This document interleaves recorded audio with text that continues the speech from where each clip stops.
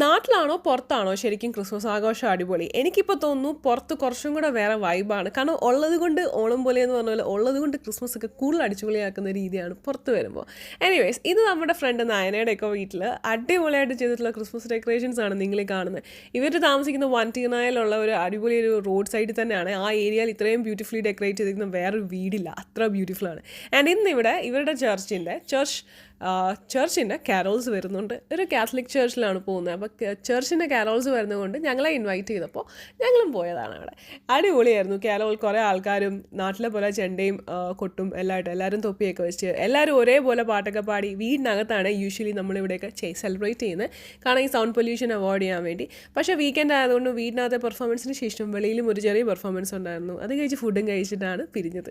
നല്ല അടിപൊളിയായിട്ടുള്ള ഫുഡാണ് പ്രിപ്പയർ ചെയ്യുന്നത്. കപ്പയും മീൻകറിയും പിന്നെ ഫ്രൈഡ് റൈസും വെജും നോൺ വെജ് ഓപ്ഷൻസ് ഉണ്ടായിരുന്നു. പിന്നെ പായസം കുടിച്ച് വീട്ടിൽ പോന്നു.